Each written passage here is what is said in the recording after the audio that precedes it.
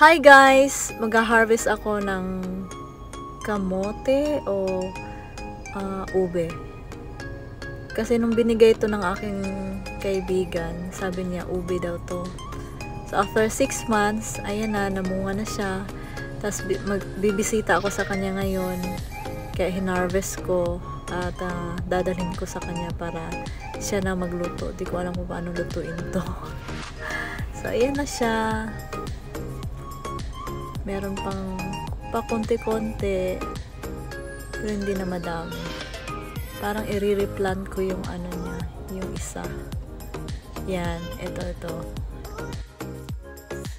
Yan, tinanim ko ulit. Ayan na yun guys. Hi guys, on the way ko sa akong friend, the nurse diri sa Amerika, and bibisita ko sa ina. Nurse siya diri sa Fort Myers, Florida. 1.5 months na ata wala nakita. During Mother's Day, wala na ko siya gi-greet kay. Murag dili siya ngayon i-greet ko Mother's Day kay mo siya bata. Murag wala siya anak. So, tagaan na lang ako siya flowers. Okay? So, i-update mo pag maabot ako. Okay? Bye!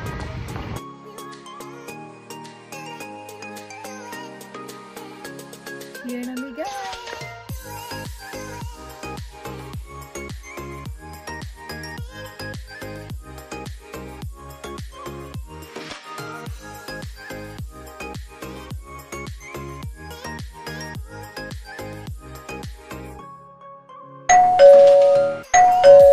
My friend!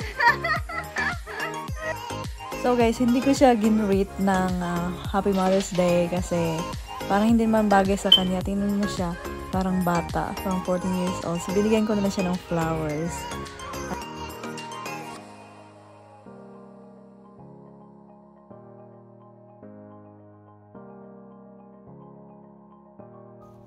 Ayan, saka hawak-hawak ko yung ube at saka yung lumpia. Nalulutuin namin ngayon para sabay kaming mananghalian.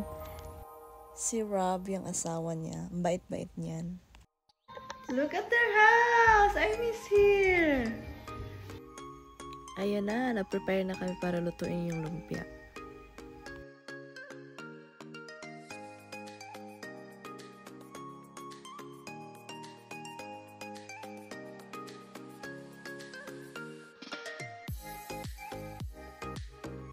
So after that, while waiting, nagchikahan muna kami.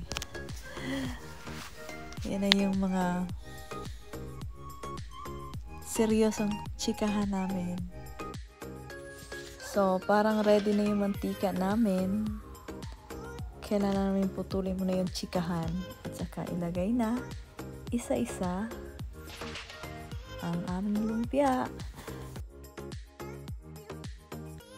So, nilagay ko lang dyan guys, pork meat, carrots, sesame oil, para mas lalong bumango.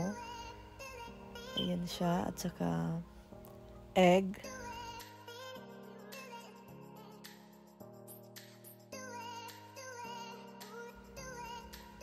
Ayan na guys, uwi na ako. Mas maganda talaga pag meron kang kakilala na mabait. At maganda pa, na sexy. Pinay. Na nandito lang din sa paligid mo kung saan ka nakatira. Ayan, tinanong ko siya kung may malunggay ba siya dito. Pero ang sabi niya, Lai murag ka mo, guys. Hindi na, bye-bye. Thank you. Bye-bye. Lai murag ka.